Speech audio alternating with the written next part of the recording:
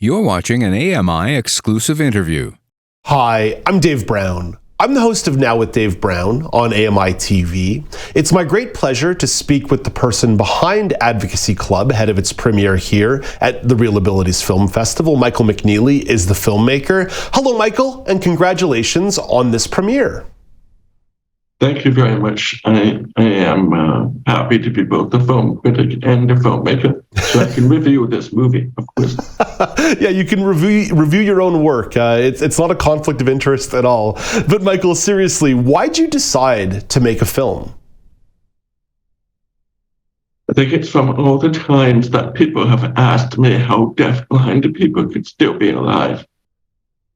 I am very much alive. I don't need to go to the hospital. I'm fine just the way I am.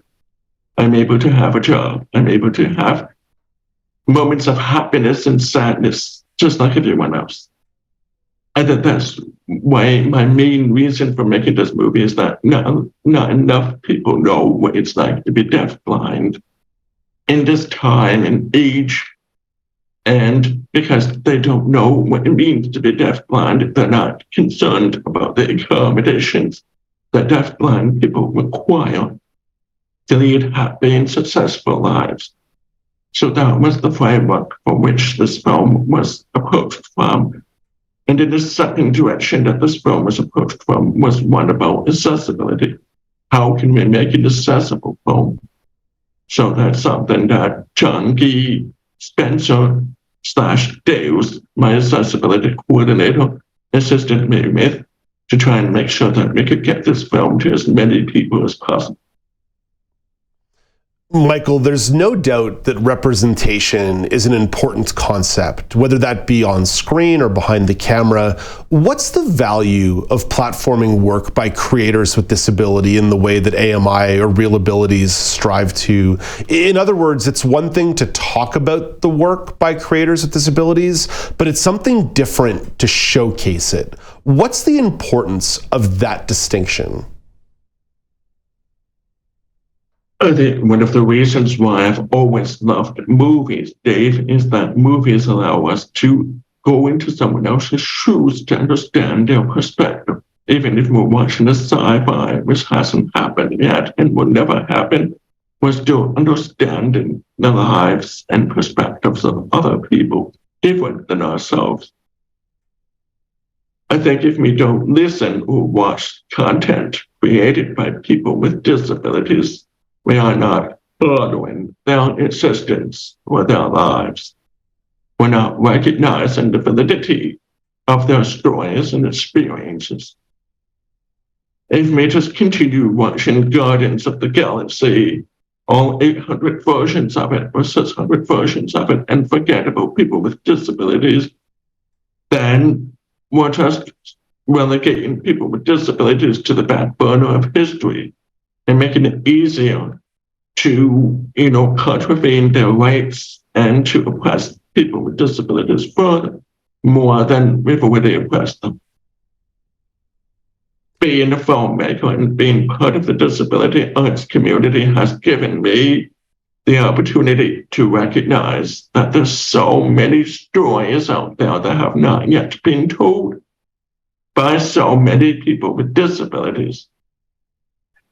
For example, have you seen a movie where someone with a disability is a doctor?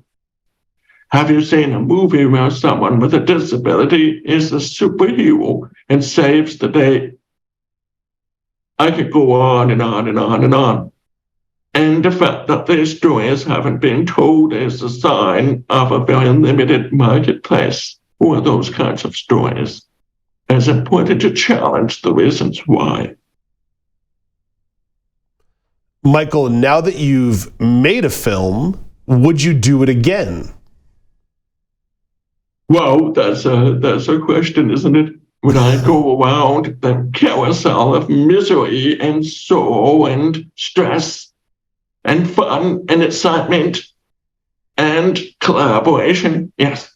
I have 2 projects on the go. We'll probably talk about them 20 years from now. Because that's how long it would take for me to finish. That's how it feels anyway.